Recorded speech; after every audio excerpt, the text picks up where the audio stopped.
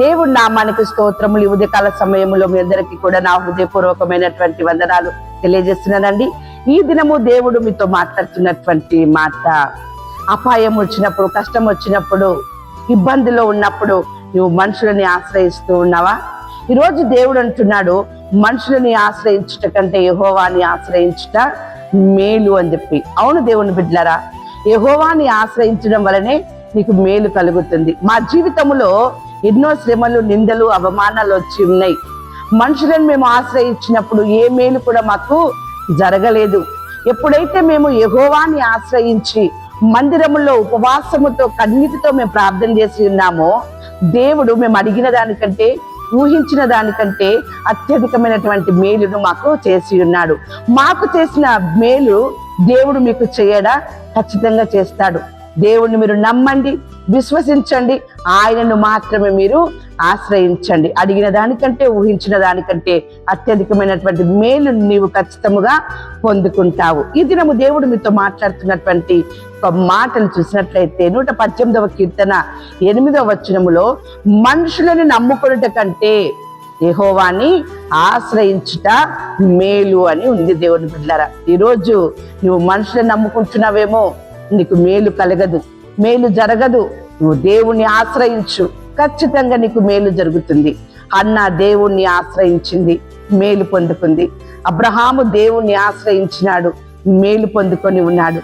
నోవాహు దేవుణ్ణి ఆశ్రయించినాడు, మేలు పొందుకున్నాడు. ఈరోజు నీవు కూడా దేవుణ్ణి ఆశ్రయించు. యోబుకు వచ్చినటువంటి కష్టాలు కావచ్చు, మరి ఇంకేదైనా సరే దేవుణ్ణి విడవలేదు. ఆయన దేవుణ్ణి ఆశ్రయించి ఉన్నాడు, ఆయనకి గొప్ప ఆశీర్వాదం కలిగింది.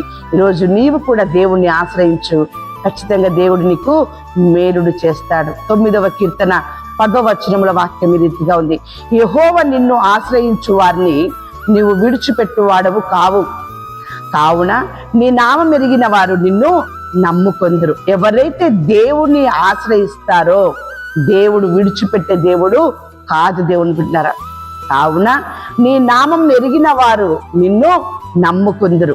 దేవుని నామము ఎవరైతే తెలుసుకుంటారో దేవుడు ఖచ్చితంగా మేలు చేస్తాడు.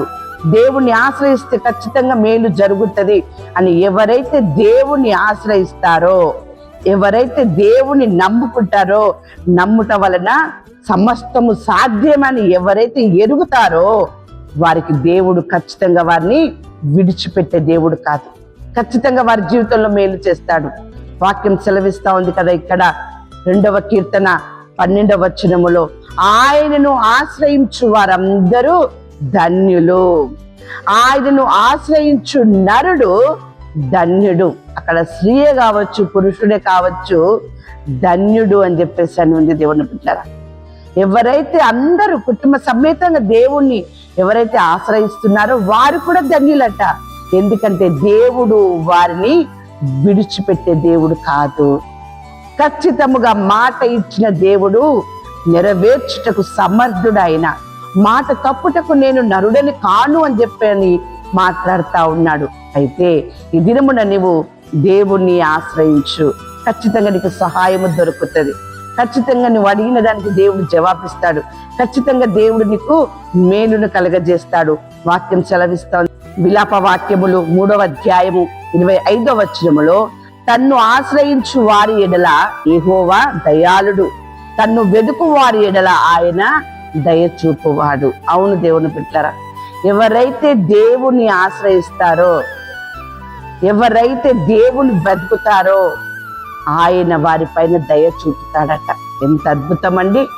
నువ్వు నీ ఎడల దేవుడు దయ చూపాలంటే నువ్వు దేవుని వెతికే స్థితిలో ఉండాలి.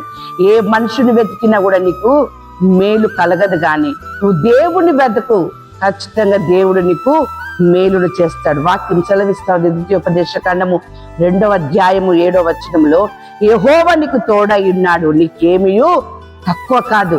నువ్వు దేవుని ఆశ్రయించినట్లయితే లేదా నువ్వు వెతికినట్లయితే నీ దేవుడు నీకు దొరుకుతాడు.